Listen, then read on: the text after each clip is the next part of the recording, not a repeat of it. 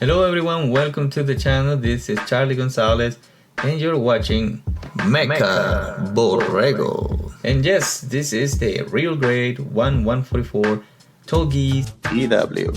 And yeah, this model is a very interesting kit. It has a good amount of gimmicks. It has great color separation, and it has awesome articulation.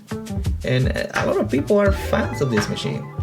So I have to say, it's a very cool model. But let's see if we can make it a little cooler.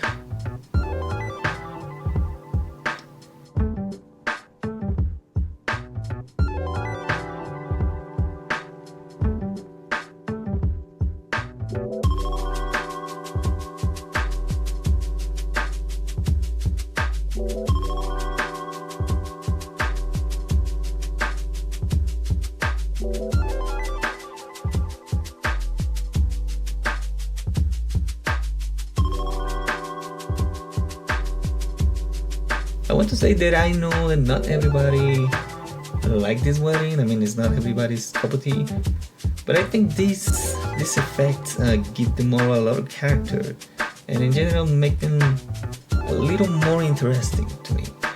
And as well, everybody's owns his own things, and we are all entitled to do whatever we want with our things. So if you don't like it, it's okay. If you like it, it's okay. So with that said, let's go. This part of the process is the most laborious of it. I had to disassemble the model with a lot of care, and then I will do some sanding, probably do some cement, some parts, and stuff like that to make it ready for paint.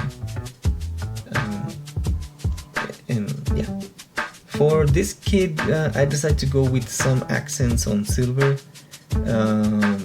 like the thrusters. Well, yeah, the thrusters normally I do paint in silver, and also there are some here and there that I put a little bit of silver in the frame.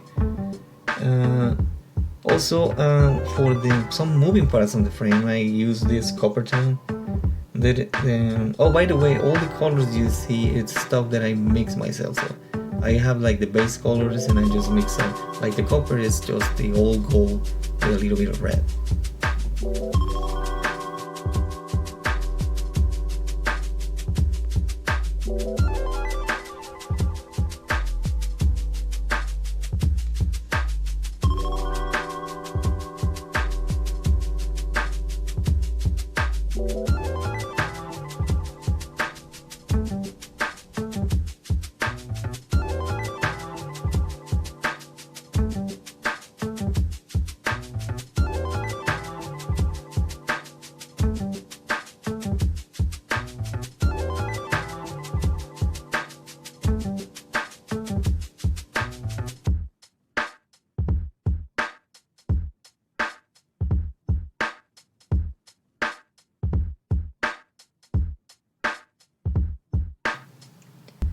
And this is how it looks after all the painting on the frame.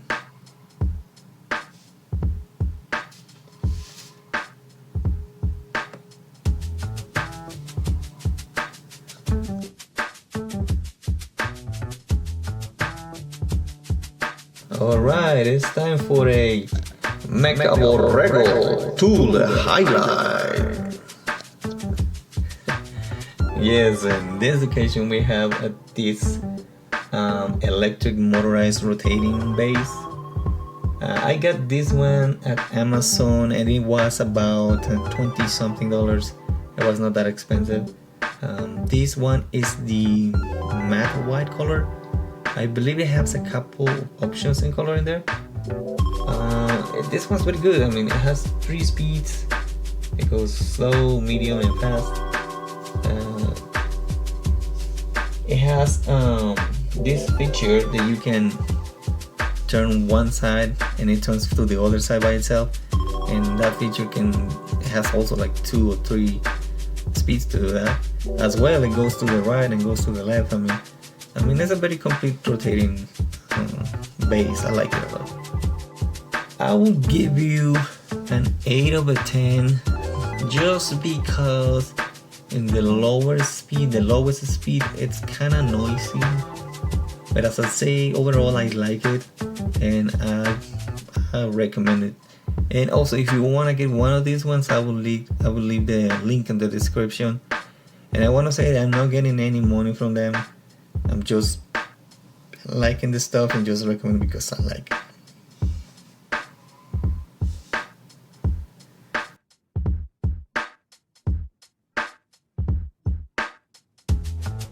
Okay, with the exterior of the armor part, I did use the old gold tone for, and this is kind of my standard for all the yellow parts in my Gundam, because I like the way it looks with this tone. It doesn't look that bright, it doesn't look that yellowish, it looks more like an old beat up gold color though.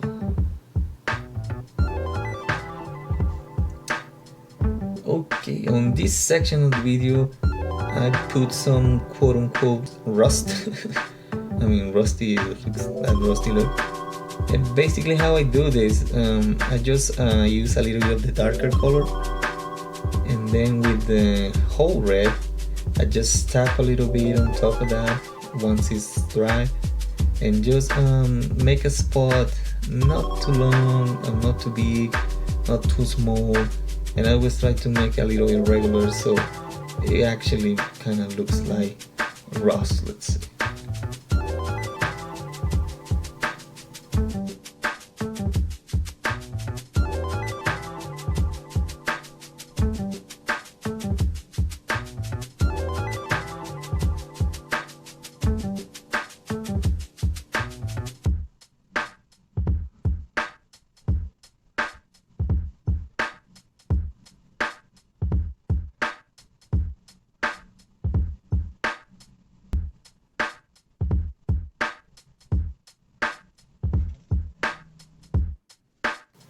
And well, the actual weathering of the armor goes like this.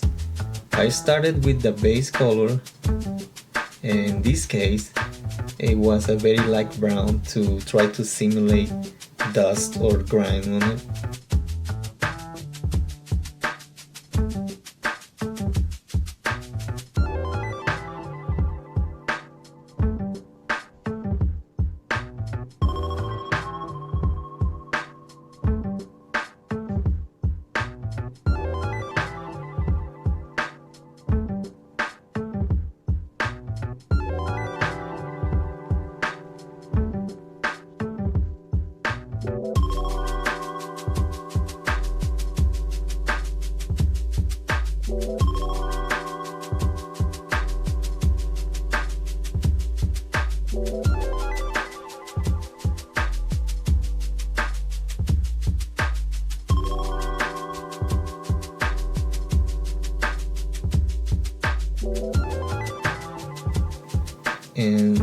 And on top of that, I kinda dry brush with the color I use for the frame, and that color is black mixed with silver and a little bit of the whole red, so it gives that color a little bit of the rusty irony thing, and I kinda dry brush with that color.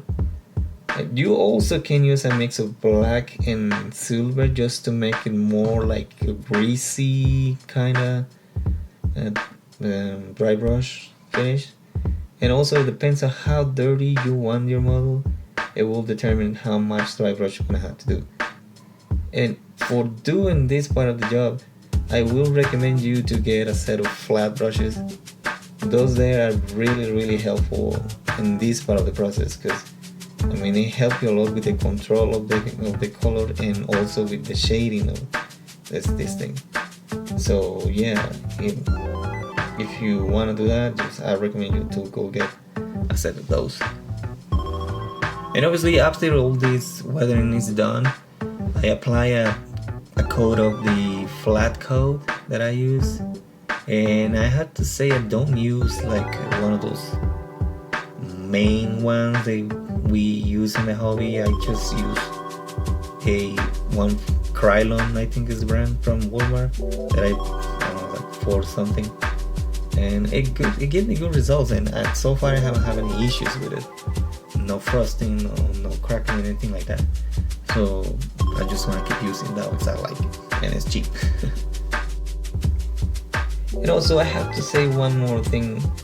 When you're trying to do weathering in a kit, it's always good to have a guide of what you want to accomplish with the weathering. For example, you can go online and look for a picture of a model that is being weatherized, but like in an artistic way, like in a graphic design, something like that. Or even if you still have the box of your model, a lot of the time that picture in the box is a really cool picture, and it's actually a guide to reference of how your weathering will look. And I wanna say it's never going to be exactly like the box, but it's gonna give you direction to where you wanna go. And for example, for this model, for this project, I use the art that comes in the box for the MG Tallgeese. I use that as my base for this project.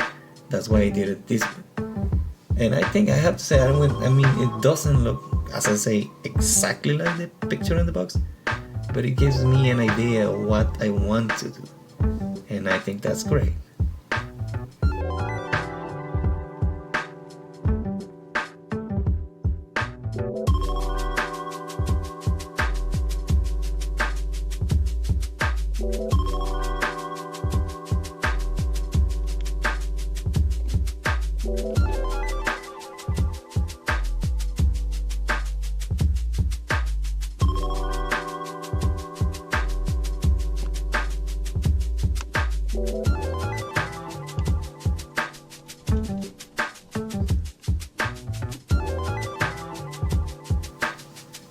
Some people ask me how I do my bullet holes in the models that I have done.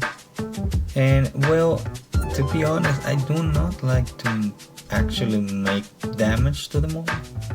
So that's why I simply paint those bullet holes. And I do it like in 3 steps. I'm gonna show you here. But the first step is just to paint a little circle, more like a point with the silver color. Let it dry for a little bit. Then come back with the darker color and make another little point inside the silver one. So this will create the illusion that you see in metal being hit and a hole with the black color. And the third step is just to dry brush a little bit on top of it, just to make it pop.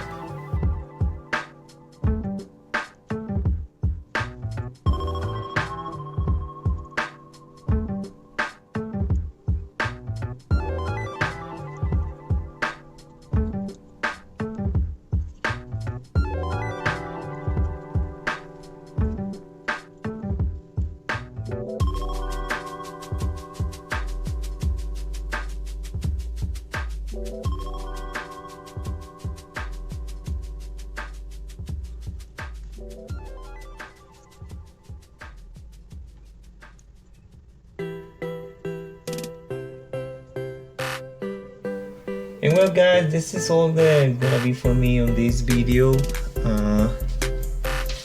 If you have any comments, any suggestions, or if you want to see something that I didn't do in this video but you want to know how I did it, just leave it there in the comments and I'll try to do it in the next video. And now I'm gonna leave you with some footage of this guy just turning around. And well, thank you again for watching. And alright, this is Charlie Gonzalez and you are at Mecha Borrego.